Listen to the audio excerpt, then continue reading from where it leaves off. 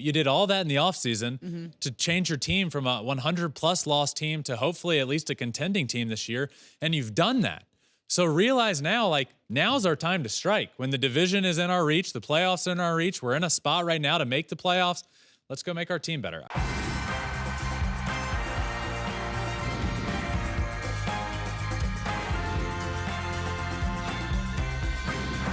Fly ball onto the track, at the wall, it's gone! Home run!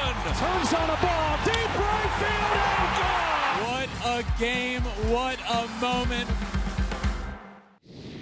What is up, my friends? Happy Monday. Welcome on in to Flippin' Bats, where it's the first Monday of the new month. It's June. First Monday of the month means it is Team of the Month time, Player of the Month. We have that. We have Power Rankings today. Some new teams entering the Power Rankings, some good movement in there this week. And, of course, Overreaction Monday. We'll talk about Aaron Judge and the historic pace he's on. We'll talk about some trade deadline moves or earlier than trade deadline moves. We'll talk about that.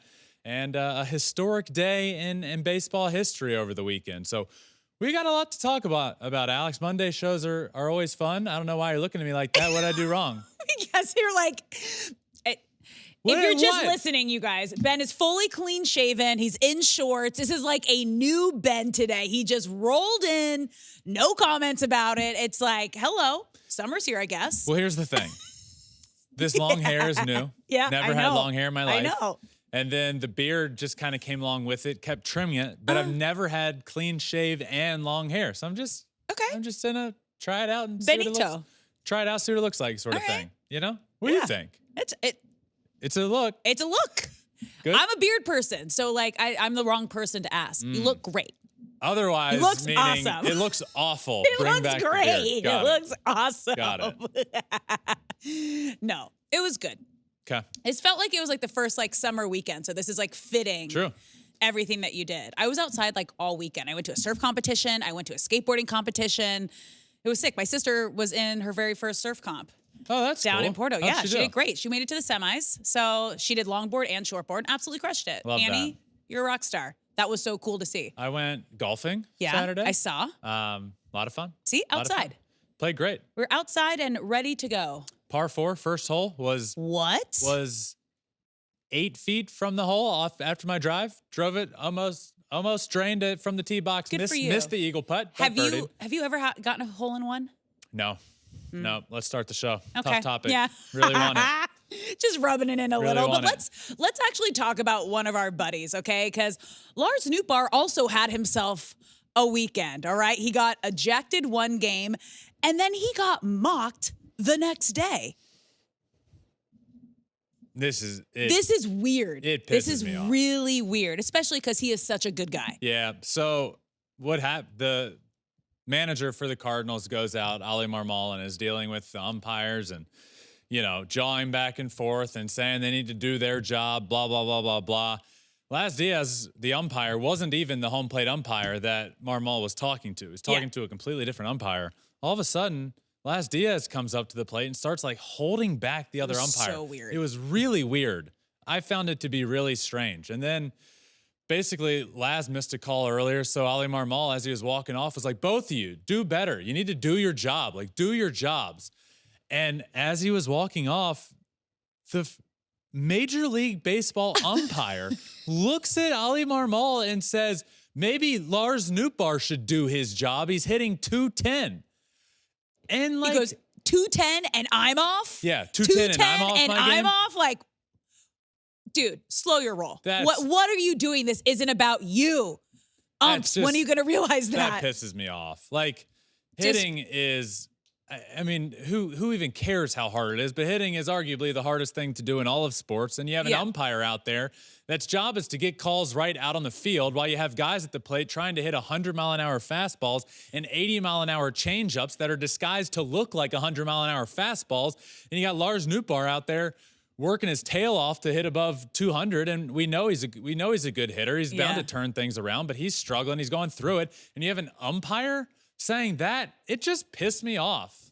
It really, really frustrated me. You can't have that. Honestly, he should be suspended for something like that. Yeah, that was bad. You can't do that. That was bad. You can't do that. That was really bad. It was. Well, speaking of struggling at the plate, Detroit's former #1 pick, Spencer Torkelson, has been optioned to AAA. Thoughts? Yeah, #1 pick in the whole draft. Yeah. I mean, my thoughts on Torkelson as a whole are, it just has to get turned around. He led the Tigers in homers last year, but I still wouldn't say he had a great year. And this year he's hitting 201, 266, OPS of 330 on the year. It's been really bad, and you can't afford. This is what's frustrating with the Tigers, is I just feel like they've been missing on top picks. The rotation's there, the rotation's ready, but you just can't afford to miss on your offensive guys. And I'm not saying Torkelson is a miss. What are you supposed to do? The guy has hit everywhere he's been. High school, Arizona State, single A, double A, triple A. He has raked everywhere he's been in his life, and then it just hasn't yet worked out in the big leagues. But at a certain point, it's just like you need your prospects to come up and produce, and you have Torque come up and it doesn't work out. It's been a few years of that. Colt Keith has come up and it's not working out. Prospect after prospect that's supposed to hit just hasn't been working out on the offensive side. So you see this tweet, May 26th, Torkelson had 3 hits in that outer space win over the Blue Jays. What does outer space win mean? I don't even know what that means. And that outer space win over the Blue Jays when Detroit had 17 hits and scored 14 runs. That's what it is. He's saying out of this world. Excluding that game, Torkelson's last 35 at-bats, 0 for 35 with 14 strikeouts. You can't do that. He's been, over the last month, he's hitting over the last 14 games, 0.98 with 14 strikeouts. And this statistic is probably the most alarming to me, because when I watch the Tigers, and I watch a lot of Tigers games, it just looks like he gets overpowered by fastballs. It looks like he's often late. And then I looked into it and saw this statistic. Torque is hitting 106 against right-handed fastballs that are 93 miles an hour or higher. And in Major Leagues today, most fastballs are 93 mile an hour or higher. He's hitting 106 against righties, fastballs 93 or higher. The league average is 243. He's not even close to that. That's bad. So it's been bad. It's historically bad. I don't know what the Tigers were supposed to do. I mean, he's been up in the big leagues for a couple of years, but you kind of got to send him down and hope he figures things out. I mean, he's got the second lowest OPS amongst first basemen in baseball history. Ooh. And a minimum of 1,200 plate appearances. Baseball history, the second lowest OPS. That's brutal. That's brutal. Yeah. It's the right call. It's not easy, but this is part of the game. Like, whether it's a mental thing or he's got to adjust something at the plate, he's got to figure it out. And you're not going to figure it out in the big leagues. You got to go down. You got to work it out in the minors. Yeah, it's unfortunate though. The Tigers all around, they're just missing on. And this is more of, look, I think Torque was the right pick. What he's supposed to do. But I think just everybody they've been bringing in or other draft picks just not hitting. It's an evaluation process failure with the Tigers. Whatever's going on. I mean, the decision to bring in Javi Baez and make him the centerpiece of your lineup for a long time, not working out. A lot of the guys that you bring in and that trade, God, we can go back to the trade of Justin to the Astros, the trade that netted, Daz Cameron, who didn't really do anything for the Tigers in the big leagues, and Jake Rott, like it just. At what point do you look in the mirror and you say, maybe it's us? Yeah, that point's probably 7 years ago. I can't believe Justin's been gone for 7 years. That's wild. Well, from Detroit. That was, out of context. Well, yeah. Yeah. Well, kind of in context, because that's what we're talking about. It's true. Okay. But yeah, it's what they had to do. You can't keep him doing this in the big leagues. Hopefully he goes down, gets that confidence back, can rake down there, figure out a few things. It allows you to work on things. Mm-hmm. Who cares if he goes down and hits 050 in AAA? Who cares? Go work on some things. Try and get back to what you were doing when you were having success, and hopefully come back up to the big leagues. And this will be he's still young, a big change of pace for his career. And I hope it works out, because I love me some Torque. I know you do. All right, well, it's Monday, so let's overreact to some things, because it's time for Overreaction Monday. And we're going to get started with one of the hottest players in baseball right now. Aaron Judge will be the fastest player to 300 home runs. Yeah, so he's sitting at 278 career homers. And he's played in 895 games. So to do this, I had to do a little digging, a little math, if you will. Let's hear your math. The fastest, the current fastest to 300 home runs is Sammy Sosa, who did it in 1,052 games. I don't see a world in which Aaron Judge doesn't become the fastest. Yeah. I absolutely hope he does. I'm going to say this is not an overreaction. He's got, 157 games. Wow, good math. Okay. Until he reaches that mark. He has 157 games to hit 22 homers. Oh, no. Yes. No, he will be the fastest. So Aaron Judge is going to become Yeah. the fastest player to reach the 300 home run mark in his career. Yeah, I absolutely think that's going to be the case. Okay, so the next question here. Will he reach 500 home runs in his career? Because he's had a lot of injuries. He's in his 30s. What's a realistic number that you think he'll have all-time home runs? Well, the thing he has going, Aaron Judge his rookie year was 2017. Yeah. That's the year he won Rookie of the Year, which feel like he's 32 years old, making his day. So what my point there is he didn't get that early call up to the big leagues like you see from a lot of guys. A lot of the international players get called up in their late teens or 20. A lot of the high school draft picks that are flying through the minors can do the same. But Aaron Judge went the college route and then didn't make it up to the big leagues immediately. So he wasn't a big leaguer until I think his rookie year he was 24. So I think he's going to get to 300 homers this year, I think, probably. It's crazy because I'm looking at Mike Trout. They're the same age, but Trout's at 378 home runs. He's got 100 more home runs. Yeah, and Trout made his debut at what, 20? Yeah, he's 32. Yeah. So he's been in the big leagues for 12 years, and Judge has been in the big leagues for 7, which is wild. So does he hit 500? I mean, I'm not going to say no at this point with how good he's been. It feels like he's getting better and better. So, yeah, I'll say he's 32, 220 some more homers. Okay. I think he does that for sure. I say he gets to 500 homers. I just think he's gonna run into something where he's gonna get a little older towards the back end of this because he didn't come up at 20, 21 years old. So I feel like he was a bit delayed in terms of starting to hit homers, and then as he's at his best right in this moment. Right now. I mean, God, 2021 and right now is the best we've ever seen Aaron Judge. So I'm not going to bet against him hitting 500 homers. I absolutely think he will, and it could be sooner than later. Yeah, no, he's reaching 300 this year. Yeah, that's happening. He's 22 away. We're about a third of the way through the year. I could see that happening at the end of this season. It's definitely happening. Hopefully, he stays healthy. Okay, yeah. Let's get to our next overreaction. Teams need to make moves before the All-Star break. This is something I've never quite understood. Yeah. Is why teams will know what they need, know they're in it, know they're going to be in it at the trade deadline, but they wait until that trade deadline. I've never quite understood it. I guess you could step back and think, okay, well, the longer we wait, the more apt teams are to trade guys because there will be more people that become available because they'll realize, okay, it's 2 days before the deadline. We saw it last year. We see it every year. Like it comes down to that final hour of teams saying, are we going to be buyers or sellers? What do we want to do? So more teams become at play, but I've never quite understood why teams can't just go look at other, like who's out of it or who's not having a good year and say, hey, we need to make a move right now. Hats off to the San Diego Padres, who have gone and gotten Luis Arraez, who all he's done since he's gotten there is hit 400, been one of the best players in baseball since he got there. And it has vastly improved the Padres. They were playing very bad. Yeah. And to have a guy like that, and they're playing much better these days. So to me, like, why don't more teams do that? I can point to a handful of teams right now that are going to be sellers. Yeah. I can point to a handful of teams right now that need to be buyers.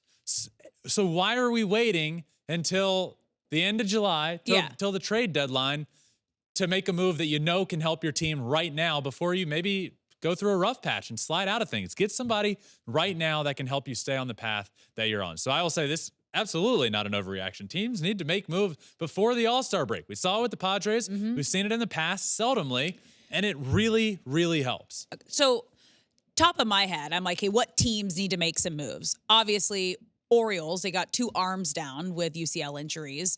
And then on the other side of the spectrum, you have a team like the A's who have Mason Miller, who is just absolutely insane. Yeah. So if you had to have like a top, let's say 3 teams, something like that, who needs to make moves? And it could be either way. I'll say from the way of like they need to go acquire somebody. Okay. The Orioles are involved in that because I would have said that before John Means and Wells went down over the weekend and are now out for the year. The Orioles are in that because I think now rotation depth. Yeah. But also like I think you need to back into the bullpen arm. We've talked at Liberty about Mason Miller. That's the perfect fit, right? They have the minor league system to do it. He has a lot of control. Will the A's do that? I don't know. What good is a closer if your team's going to suck for a long time? I also don't know the answer to that, but that's for them to figure out. But I look at a guy like Kenley Jansen for them with the Red Sox who have said they're probably going to trade Kenley Jansen. Regardless, you mentioned teams. The Orioles need to be one. Yep. I think I would love to see the Royals be a team. Who saw the Royals being as good as they are right now? So what do they need?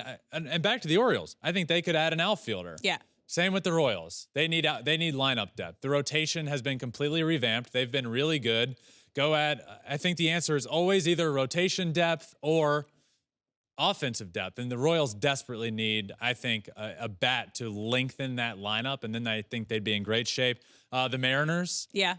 Mariners need a bat. Yeah, they do. Their pitching is unbelievable. I think they are a World Series team with that pitching rotation. Go add some offense. A guy that signed a short-term deal really late into spring training that didn't end up having a spring training, that was just looking for a home. JD Martinez, we see him with the Mets. The Mets, not good. Yeah. JD, good, playing good baseball. It just feels like get a guy like that. That's not going to cost you an arm and a leg. He's an older guy. He's on a short-term deal. It's not a contract. He's not committed. He's addicted to the Mets playoffs, going is forward. what he said. He loves his playoffs.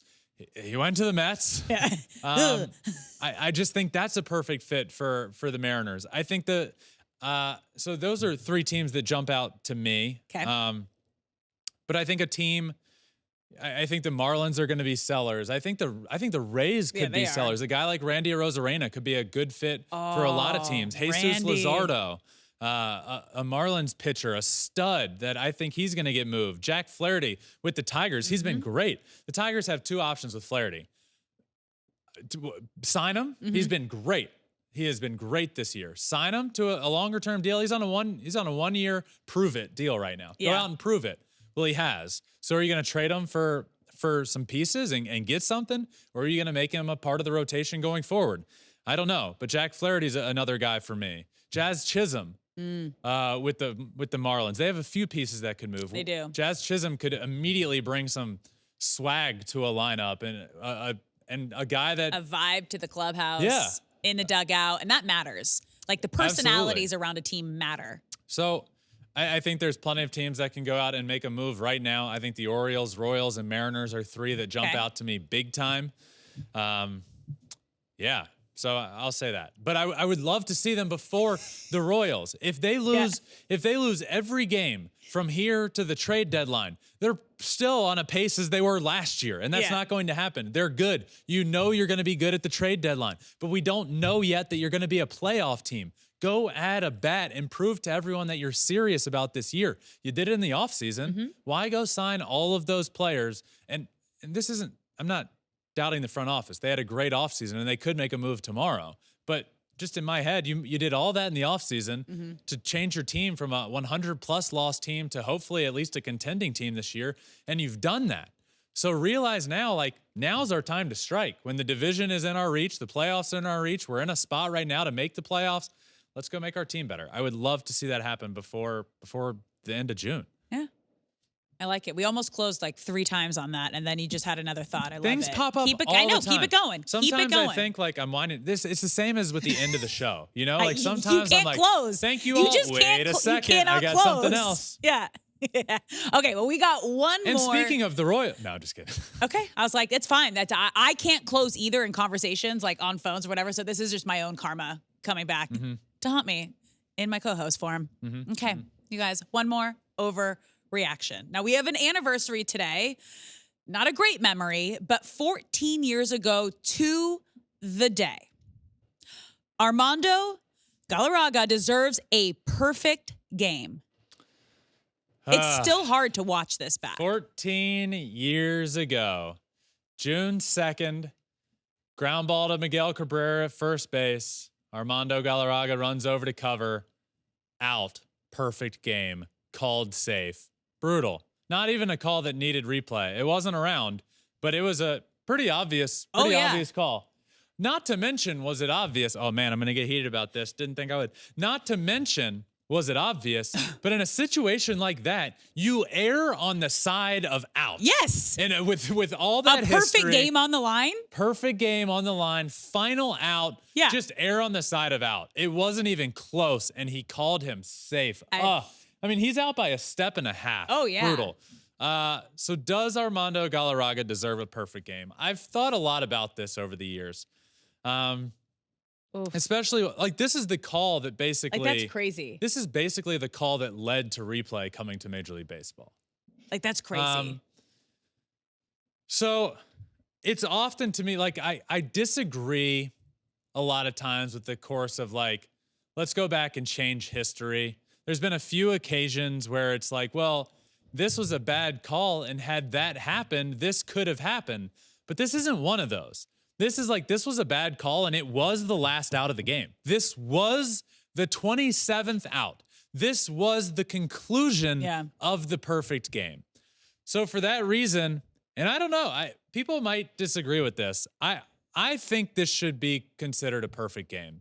I really do. I think we now have the ability. It's like we went back and gave Reggie Bush his Heisman. Why can't we go back and give Armando Galarraga his perfect game? I love it. Because it happened. You need to start a campaign. That's what Reggie did. He had billboards all over LA. He was fighting for it for a decade. You know what's different about this is if this was the 26th out, I would say if this was the 26th out and then the next batter grounded into a double play, I would still say no. But because it was that final out of the game, that was history. The second he stepped his foot on first base and that ball beat the runner to the base by a step and a half, ball game, history, perfect game. But we did not have replay. This led to it. And I know my heart's involved in this. I watched every single second of that game from start to finish. I was 18 years old. My brother was on that team at 27 years old. I watched every single out, every single pitch. I was so invested, and I was heartbroken for Armando Galarraga. I didn't see this coming. I eventually was heartbroken for Jim Joyce, the umpire, who after the game was seen, he was in the tunnel. Armando Galarraga and him met up, and he was bawling. He was in tears. He was in agony. He felt terrible.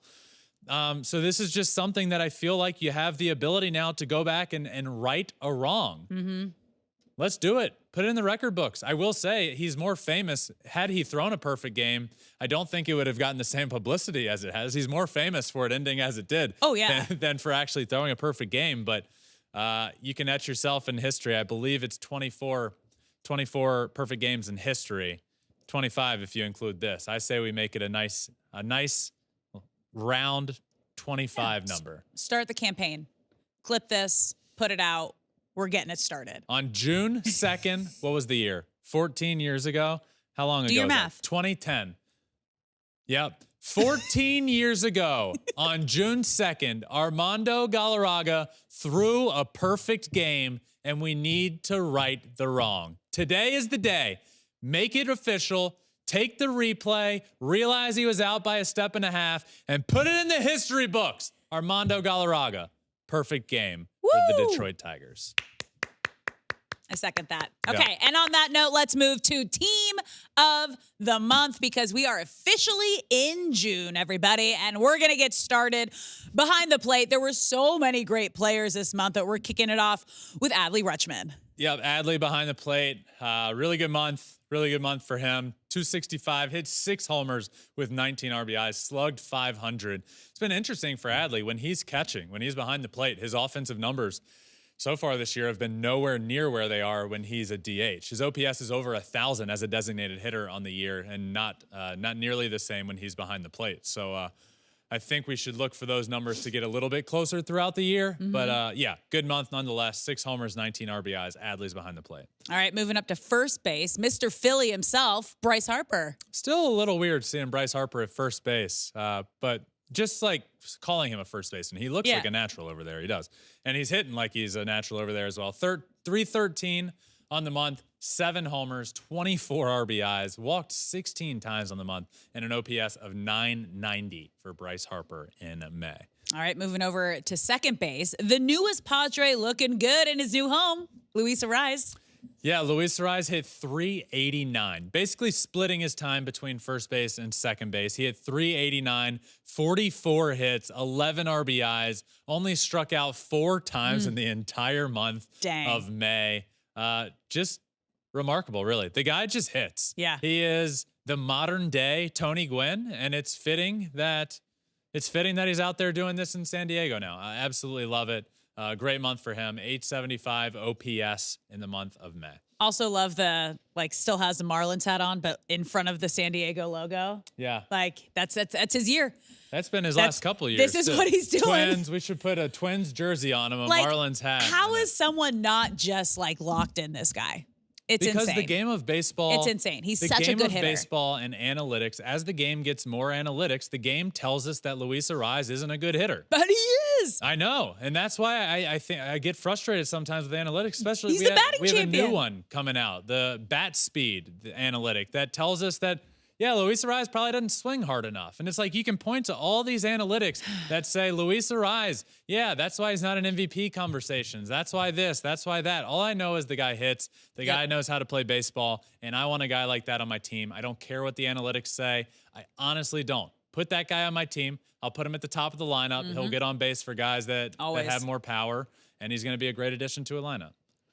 All right, moving over to third base, Jose Ramirez. Yeah, this was quite the month. Jose Ramirez was really, really good over there. Also not compared. He said he was better than Barry Bonds this month. He did. And then went out and hit 295 with 11 homers, 33 RBIs, a 1.061 OPS, walked 14 times, and only struck out 12 times.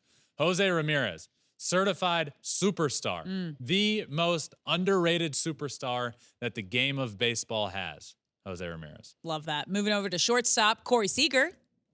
Man, I feel like for the first, how many months in are we? 2 months? 3 months now? Yeah. Whatever it is. First 2 months of the year was what happened to Corey Seager? Where'd Corey Seager go? Well, in the month of May, he hit 11 home runs. He had 11 home runs in the month of May. 21 RBIs, an OPS over 1,000 on the month, hit 287. Corey Seager, back. I mean, he also had some off-season surgeries done too, right? Yeah. It's going to take time. Your body... You're not going to just snap back to World Series MVP Corey Seager. But now he is. Took a little bit of time. Couldn't have said it better myself. Yeah, thanks. Okay, let's move to the outfield, you guys. Now, remember, this is just 3 outfielders, not necessarily by position or any specific order. But first up, David Fry. What a month for this guy. This is why I love doing, normally team of the week, you can find some guys that maybe not the most popular names in baseball. Yeah. Team of the month, typically by the end of the month, things have really, water settles, cream rises to the top, whatever saying you want. But David French Fry hit 383 on the month with 7 homers, 18 RBIs. He slugged 750, a 1.263 OPS, and I just gave him the nickname French. Nobody's done that. French Fry. Nobody's even thought of that. I can't imagine they have. David Fry, first of 3 outfielders in no particular order and no particular position. He's just the first of 3. And our second one, what a month, Aaron Judge. Yeah, what a month indeed. 361, 14 homers, 27 RBIs, 22 walks, slugged 918, and an OPS of 1.397. Aaron Judge, second of three outfielders. And rounding out the outfield is teammate Juan Soto. Yeah, Juan Soto and Aaron Judge in the same outfield for Team of the Month. He had 296, 7 homers, 24 RBIs, OPS of 958. Juan Soto and Aaron Judge are the best 1-2 punch that we have seen in a lineup in a long, long time. That's how good they are playing right now. Historically, great. They're currently, those two are currently first and second in all of baseball in WRC plus, slugging percentage, OPS, WAR, hard hit percentage. In all of those categories, those two are first and second in all of baseball. They've combined, this might be my favorite stat of all of these. Judge and Soto have combined for a 7.9 WAR.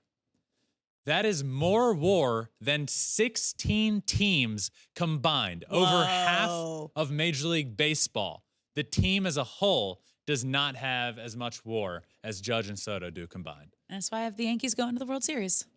We'll see. Yep. All right, let's move to designated hitter, Shohei Ohtani. Yeah, really good month for Shohei. The month of May was very good to him, and it brought his season numbers down. He hit 312, had an OPS of 976 on the month, hit 7 homers, drove in 19 guys, stole 8 bases on the month of May. So really, really good month for him. A little cooled off towards the end of the month, but hit a homer there at the end of the month, and he'll be back to himself in no time. A great month for him for sure. So he's my designated hitter.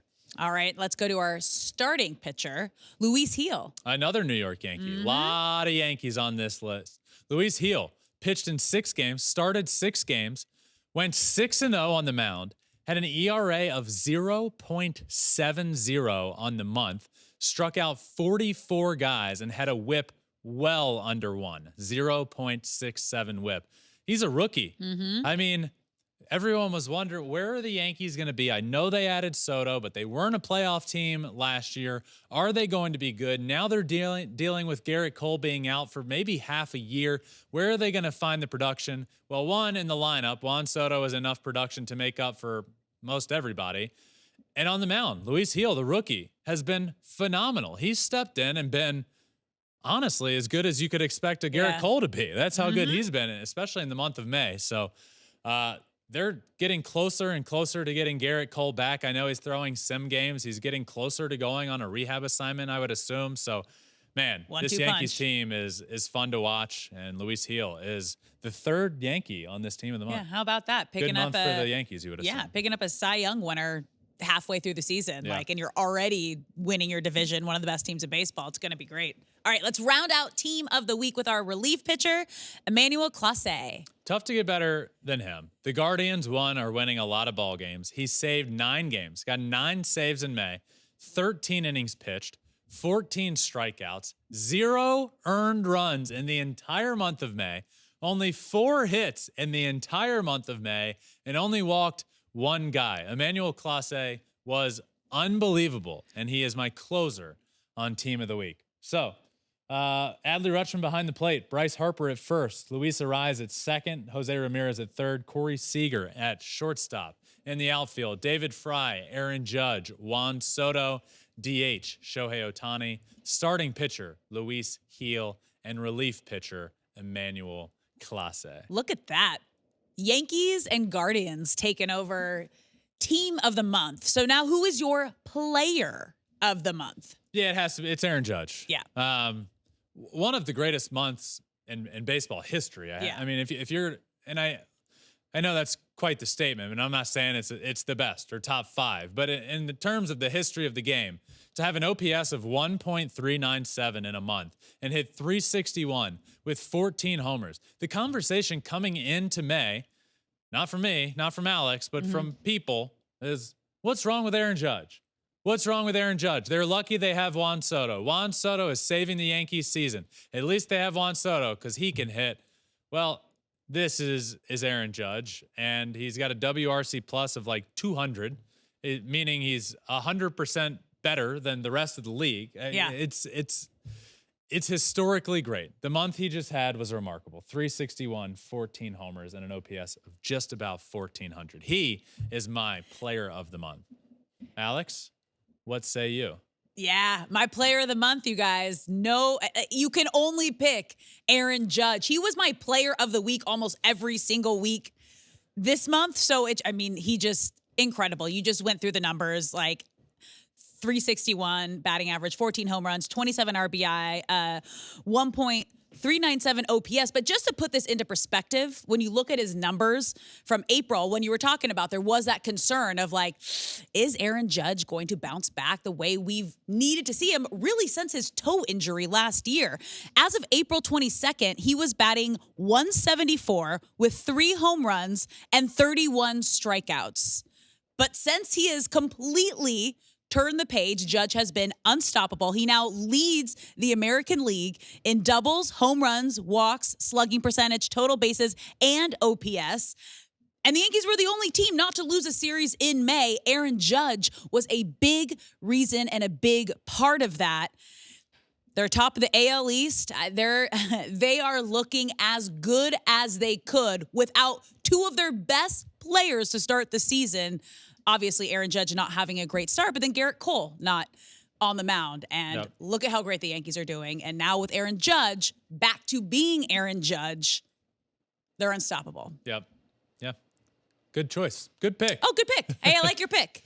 Power rankings time. Yeah. We got a new and improved top 10 Major League Baseball power rankings. We got a new team in here this week. So we do. Last week we didn't have a ton of movement. A little bit more.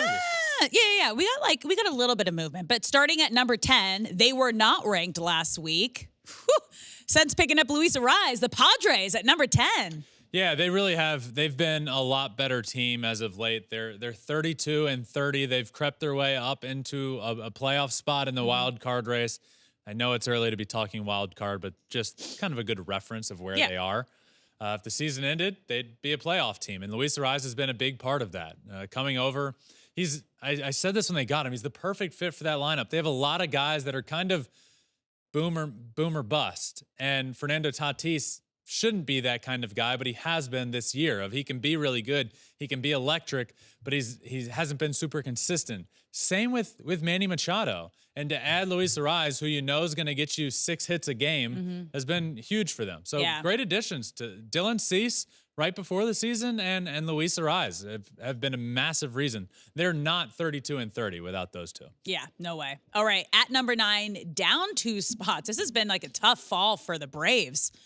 Number 9. Yeah, it's just tough. It's brutal. Brutal stretch for them in terms of, just brutal year for them so far in terms of Strider and Acuna.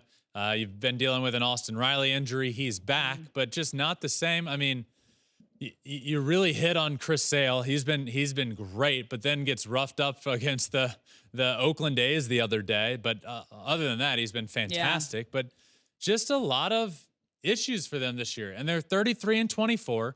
They're a good team. They're going to be a playoff team, but since the beginning of Flippin' Bats a long time ago, this is the worst that I have seen the Braves a third with the sample size of a third of a year. Yeah. All right. At number 8, up 1 spot, the Twins. Yeah, the Twins are continuing to play good baseball. 33-26. Passing the Braves this week. Yeah, it's been good. They had a good series against the Astros. That was a good, hard-fought series back and forth. Correa going back to Houston with the crowd there cheering him on, and then he gets a couple big hits in that series. It was just a good, hard-fought series between both teams. Twins end up winning that series on Sunday, and so I bumped them up 1 to number 8. At number 7, down 1 spot, the Royals. Yeah, the Royals are still playing. The Royals are great. They're 36-25. They're really good. We all know. I think they need offensive depth. I'm not moving them down 1 because of anything that they've done wrong. So they are here at number 7, but they're down 1 because of who I have at number 6 this week. Yeah, atop of the NL Central at number 6, up 2 spots, the Brewers. Yeah, the Brewers have won 5 games in a row. They're 36-23. They trade away their ace, one of the best pitchers in baseball before the season. I think everyone thought they were crazy for that. They're without their number 2 starter, Yeah. Brandon Woodruff. They've lost their closer till roughly the All-Star break. And they are 7.5 games up in the NL Central right now. They've been great at the same time of the Cubs being brutal. And now, what was a neck-and-neck battle, Cubs in first place. You look up, and the Brewers have a 7.5 game lead after winning 5 games in a row. They've won 8 of their last 10. They've been really, really good. So I've bumped them up to number 6. What a crazy, NL Central we thought was going to be, one of the tougher divisions, and it ends up being the AL Central that's, coming through and empowering. Oof, when you just look at that whole division. That's tough. Yeah, I will. By the way, they're not yet in these power rankings, but shout out to the Cardinals who have won 7 of their last 10 Moving for up. all the flack that I've given them over the last year and a half, deservedly so. They're finally starting to play better baseball. They're currently holding down. I believe they're in a final wild card spot if the season ended today, which is crazy because they're still under 500. But they've been playing a lot better, and they are. Right. They would be tied for the final wild card spot. Dang. All right, let's move into our top 5. Same spot as last week, the Dodgers. Yeah, the Dodgers, not a lot of movement. This top 5 has been pretty consistent with these teams over the last few weeks. The Dodgers are 38-23 and staying put here at number 5. At number 4, also the same spot. They had 3 players on your team of the month, the Guardians. Yeah, the Guardians just continue to play really well. I know they lost on Sunday, but 7 of their last 10. They're 39-20. They're going to be one of the first few teams to 40 wins in all of baseball. I imagine they'll win a game this week. So this week, they'll be one of the first few teams to 40 wins. Who saw that coming? I mean, if they win their next game, they could be 40-20. Dang. So, yeah, they're here at number 4. All right, at number 3, also in the same spot, the Orioles. Orioles are 37-20. Have won 8 of their last 10 games. They're playing good. The back end of their bullpen has been better. Craig Kimbrell went through a really rough stretch. He's been better back there. I still think they need back into the bullpen help. I still think they could really benefit from an outfielder. I still think now that John Means and Wells have gone down that they could really benefit from rotation depth. But all that aside, and that's a lot I just named, they are a very, very good team. And I have them here at number 3. Okay, moving to our top 2. These are the first 2 teams to 40 wins. At number 2, the Phillies. 41-18. They've been playing really good baseball.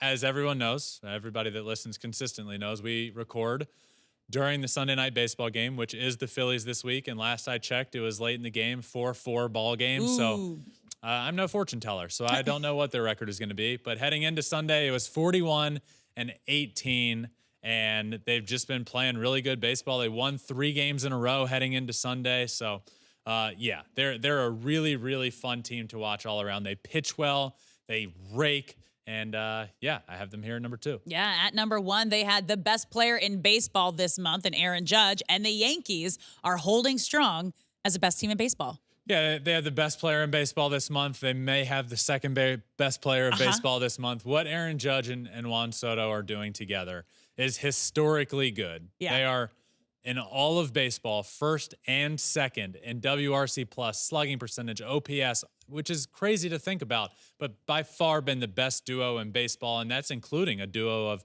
Mookie Betts and Shohei Ohtani. Judge and Soto have been better.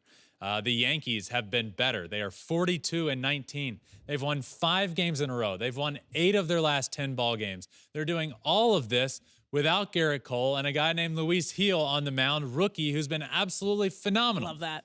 Everywhere you look with the Yankees, they are a lot of fun to watch these days. Volpe's been really good. Volpe had a 21-game hit streak, historically long for the Yankees. I hope everyone hears 21-game hit streak and how big of a deal that becomes. Yeah, that is. And then thinks how it's not even close to halfway of what Joe DiMaggio did of 56 games. So puts it a bit into perspective there, just how good that hit streak was. But the Yankees have been phenomenal. They come in this week, rounding out this week's top 10 Major League Baseball power rankings at number 1. So Padres, new to these power rankings. Braves down 2 spots. The Twins at number 8. The Royals, the Brewers. Top 5, you got Dodgers, Guardians, Orioles, Phillies, Yankees. So 0 movement in the top 5. Good bit of movement, 6 through 10 this week. It's a fun week. Fun week. Fun month. Fun month. May. That was wild. We're like in June. I'm like, May. who are you? Where am I? You're in shorts. I can't week. stop staring at your legs. It's so weird. Weird statement. Weird statement. Is it? You never know what I'm wearing behind I this love desk it. They're here, like, Alex. there's like short, like as short as like We are my live shorts on that this I show, wear. and Alex is about to take a video of my legs. What is happening over there? I have a rap to do with this People show. need to Please. see We have a fun week What ahead. David Justice was look in at when studio. I look over at you. In studio on Wednesday. He's coming in. That'll be here Wednesday's episode. We will also be back on Friday with Friday's episode. We'll have Saturday with Smoltz as well. So thank you all for listening to this episode. I hope everybody had a great weekend. Make sure you like, subscribe, wherever you listen to your podcast. That really helps. Flippin' Bats Pod anywhere, Apple, Spotify, wherever. You can also watch everything. On Spotify, you can watch on our YouTube channel, Flippin' Bats Pod there. And follow us on social media, at Flippin' Bats Pod. We put a lot of good stuff out there. So thank you all for listening. Until Wednesday, my friends, that does it. Remember, find your bat and flip it.